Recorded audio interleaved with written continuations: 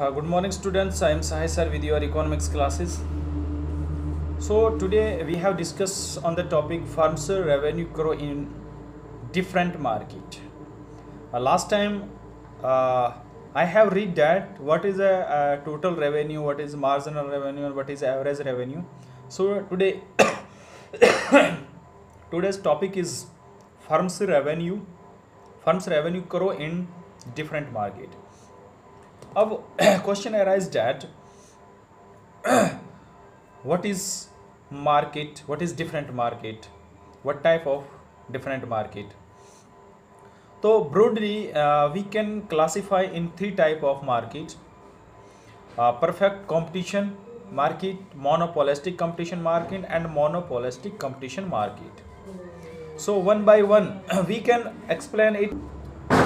Now we can explain it one by one. First of all, perfect competitive market, पूर्ण प्रतियोगिता बाजार. क्या होता है पूर्ण प्रतियोगिता बाजार? In the revenue grow under perfect competition market or perfect competition. Under perfect competition a firm is a price taker. यानी पूर्ण प्रतियोगिता बाजार में फर्म कीमत को स्वीकार करने वाली होती है, ना कि प्राइस मेकर होती है. It can not influence change the market price. जो मार्केट के अंदर प्राइस होता है वो चेंज नहीं होता है, इसकी इतनी पावर नहीं होती है. It can sell any quantity at the given price in the market. जो मार्केट के अंदर जो प्राइस दे रखा है उस पर ये अपनी कितनी ही मात्रा सेल कर सकते हैं. अब मैं बताता हूं कि आपको जो पूर्ण प्रतियोगिता बाजार यानी मोनोपोलिस्टिक परफेक्ट कंपटीशन मार्केट क्या होती है. इसको हम हिंदी में पूर्ण प्रतियोगिता बाजार बोलते हैं. इसके अंदर फर्म को कीमत दी हुई होती है और दी हुई कीमत पर किसी भी वस्तु की कितनी ही मात्रा वो सेल कर सकती है. यानी उसको इतना पावर नहीं होता है कि वो मार्केट में जो प्राइस दे रखा है उसको वो चेंज कर दे.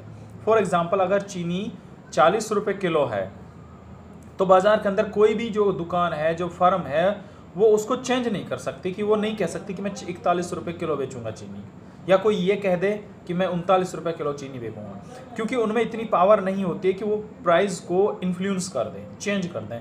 क्यों नहीं कर सकते, मैं एग्जांपल बताता हूँ. फॉर एग्जांपल, अगर पुन्हाना के अंदर कोई ये कहे कि मैं अपनी चीनी को 41 रुपये किलो बेचूंगा, तो जब बाजार के अंदर लोगों को पता है कि चीनी 40 रुपये किलो और सारे लोग चीनी 40 रुपये किलो में दे रहे हैं, तो उसके पास कोई जाएगा 41 में लेने के लिए? नहीं जाएगा. अच्छा, दूसरा, कोई ये कहे कि मैं 38 रुपये किलो बेचूंगा, तो लोगों को पता है चीनी 40 है, ये लोग 38 बेच रहे हैं सेम चीज़ को, तो वो लोग सारे उसके पास चले जाएंगे और उसमें इतनी ताकत नहीं होगी कि वो पूरे क्षेत्र की मार्केट को पूरा करेगा. तो ये हमारा पूर्ण प्रतियोगिता होता है और पूर्ण परफेक्ट कंपटीशन होता है, परफेक्ट कंपटीशन मार्केट. इसके अंदर किसी भी सिंगल फर्म जो है वो जो प्राइस दे रखा है उसको इन्फ्लुएंस नहीं कर सकते. दूसरा, इसकी जो क्वालिटी होती है वो होती है कि जो प्रोडक्ट है वो होमोजीनियस है. होमोजीनियस प्रोडक्ट मीन्स कि समरूप वस्तु है, यानी उसमें अगर परिवर्तन होगा तो फिर तो उसकी कीमत में परिवर्तन हो जाएगा. लेकिन अगर वस्तु जो है होमोजीनियस है, चाहे आप सोना से ले लो, चाहे दिल्ली से, चाहे चंडीगढ़ से, चीनी आपको 40 रुपये किलो में, और सेम है, कलर उसका सफ़ेदी होगा, मीठी होगी. ऐसा नहीं कि उसका कलर ग्रीन है, वो थोड़ी कम मीठी है, थोड़ा ज़्यादा, थोड़ी कड़वी है, थोड़ा दूसरा टेस्ट है, ऐसा नहीं है. यानी पूर्ण under perfect competition the product is homogeneous. तो अब ये हमारा पूर्ण प्रतियोगिता, यानी जिसके अंदर हम बोलते हैं कि परफेक्टली कॉम्पिटिटिव मार्केट. अब इसके अंदर क्या होता है कि जब आपको कीमत दी हुई होती है, तो कीमत दी हुई पर आप कितनी वस्तु सेल करें, आपका टोटल रेवेन्यू जो बढ़ेगा वो तो उसके हिसाब से बढ़ेगा. जो आप सेल इंक्रीज कर रहे हैं, जो कीमत दे रखी है वो तो सेम होगा. और मैंने आपको बताया था बेटा, लास्ट मैंने ये बताया था आपको रेवेन्यू में, कि जो कीमत होती है वही हमारा एवरेज रेवेन्यू होता है. तो परफेक्ट कंपटीशन के अंदर जब कीमत दी हुई होती है तो एवरेज रेवेन्यू सेम होगा और मार्जिनल रेवेन्यू भी सेम होगा. आप प्रैक्टिकली निकाल के देख लीजिए, मैंने आपको कल बताया था मार्जिनल रेवेन्यू कैसे निकालेंगे, एवरेज रेवेन्यू क्या. आप मान लीजिए एक टेबल बनाइए, उसमें आप कीमत 10 रुपया है, फिक्स है. अब एक वस्तु 10 की बिकेगी तो रेवेन्यू 10 हो गया. और हमने सेकंड जो है कमोडिटी सेल की तो प्राइस तो सेम है. सेकंड यानी 2 कमोडिटीज़ को हम 10 से मल्टीपल करेंगे तो 20 हो गए. इसी तरह 3 को हम 10 से मल्टीपल करेंगे 30 हो गए, 4 को 40 हो गए. अब जब हम इनका एवरेज निकालेंगे तो 40 को हम 4 से करेंगे 10, 30 को हम 3 से करेंगे 10, 20 को हम 2 से करेंगे 10, तो एवरेज रेवेन्यू हमारा 10 ही आ रहा है। अब मार्जिनल हम निकालते हैं, तो पहले हमारा 10 में से 0 था तो 10 ही था, 20 बढ़े, जब 20 में से पहला वाला 10 जाएगा तो 10 ही रहेगा, फिर लास्ट में 30 में से 20 जाएगा 10, 40 में से 30 जाएगा तो 10। तो under perfect competition average revenue and marginal revenue and price is equal. ठीक है, तो ये तो था बेटा हमारा परफेक्ट कंपटीशन। अब सेकंड है हमारा monopolistic competition. Monopolistic competition after that and monopoly. तो revenue curve under monopolistic. You know what is a monopoly? Monopoly, under monopoly the firm see average revenue cross slope downward, यानी उनका average जो करो होता है वो डाउनवर्ड होता है। क्यों होता है मैं आपको बताता हूँ। बिकॉज मोनोपोलिस्टिक कंपटीशन में जो फर्म होती है वो खुद प्राइस मेकर होती है, वो ना टेकर नहीं है, वो स्वीकार करने वाली मेकर है। तो अब वो उसको क्या है कि if they want to increase their sale, obviously they decrease their price. If they can get the maximum price, they can get the maximum profit in the minimum sale, तो वो प्राइस हाई रखेंगे, यानी high price रखेंगे। Law of demand ये बता रहा है जितनी कीमत ऊपर रहेगी उतनी सेल कम होगी। तो अगर वो कीमत ज़्यादा रखेंगे तो प्रॉफिट तो उनको ज़्यादा मिल जाएगा, लेकिन सेल कम होगी।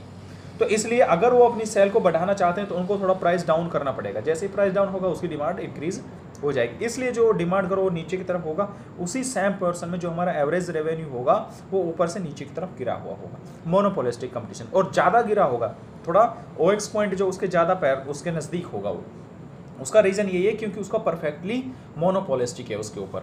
सेकंड है मार्केट है हमारी, इसका भी आप टेबल बना सकते हैं। अगर आप 10 रुपये कीमत रख रहे हैं तो आपकी एक सेल हो रही है, टोटल रेवेन्यू 10 होगा आपका। अगर आप अपनी सेल को बढ़ाना चाहते हैं तो आपको प्राइस डिक्रीज करना पड़ेगा। देन प्राइस डिक्रीज करेंगे, आपने 10 से 9 किया तो आपकी एक सेल एडिशनल सेल हो रही है क्योंकि डिमांड बढ़ गई। अब 2 को 9 से मल्टीपल करेंगे तो 18 हो गया ना हमारा। अब हम 18 अगर निकालते हैं, एवरेज निकालते हैं, तो 10 को 1 से कर रहे हैं तो 10 आ रहा है। अब 19 को 2 से करेंगे तो 9 आएगा ना, तो हमारा एवरेज रेवेन्यू ऊपर से नीचे की तरफ गिरेगा। इसी तरह हमारा मार्जिनल रेवेन्यू भी डिफरेंट होगा, अलग होगा। That's clear. अच्छा, थर्ड आता है हमारा मोनोपोलिस्टिक कंपटीशन मार्केट। अब मोनोपोलिस्टिक कंपटीशन मार्केट क्या होती है? उसमें मोनोपोली भी होती है और कंपटीशन भी होता है। मोनोपोली का मतलब है कि वो फर्म तो उसकी अपनी है, वो खुद प्राइस डिटरमाइन करेगा, बट मार्केट के अंदर उसकी सब्स्टिट्यूट निकट प्रतिस्थापन वस्तु मिल जाएगी, तो इसलिए उसको मार्केट कंपटीशन करना पड़ेगा। फॉर एग्जांपल पेप्सी है और कोक है। अब पेप्सी की अलग कंपनी है और कोक अलग कंपनी है, तो मोनोपोली तो है, they can determine there price, but market के अंदर कंपटीशन है। अगर आप कोक की कीमत ज़्यादा बढ़ाएंगे तो आपके उसकी जगह लोग पेप्सी पीना पसंद कर लेंगे क्योंकि दोनों सेम चीज़ है। ठीक है, तो यहाँ उनको कंपटीशन होगा, इसलिए इसको मोनोपोलिस्टिक कंपटीशन बोलते हैं। इसके अंदर भी हमारा जो AR है ऊपर से नीचे की तरफ होगा, क्योंकि ये भी एक दूसरे की प्राइस को ध्यान में रखते हुए प्राइस लो करने की सोचते हैं ताकि अपनी सेल ज़्यादा इंक्रीज हो जाए। फॉर एग्जांपल हमारे यहाँ स्टार्टिंग में एयरटेल BSNL था, 3500 की सिम मिलती थी, 3500 रुपये की सिम मिलती थी, लाइन लगकर 6 बजे लाइन लग जाती थी एक्सचेंज में। लेकिन क्यों हुआ ऐसा? क्यों था? क्योंकि मोनोपोलिस्टिक थी उस टाइम, मोनोपोली थी BSNL की। लेकिन भाई हमारे पास और कोई साधन नहीं था फ़ोन करने का, फ़ोन मोबाइल रखने का, तो एक ही सिम थी। लेकिन क्या हुआ उसके बाद एयरटेल आई तो उसकी कॉल रेट कम हो गई क्योंकि इसने उसको कंपटीशन करना। फिर वोडाफोन, एयरटेल, हालात ये हुआ कि सिम फ्री में बंटने लग गई। रीज़न यही था कि अब कंपटीशन हो गया मार्केट में। अगर वो 3500 रुपये की रखता तो कोई नहीं लेता, उसको लेंगे जो सस्ती चीज़ है।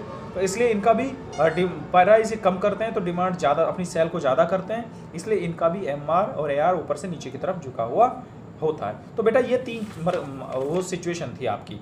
ठीक है, तो ये आपका लेसन फिनिश हो गया है। इसमें कोई प्रॉब्लम है you can ask me without any hesitation. ठीक है बेटा, समझ में नहीं आ रहा हो तो आप मेरे से पूछ लीजिए। तो आज की वीडियो में इतना ही। Thank you for your kind attention.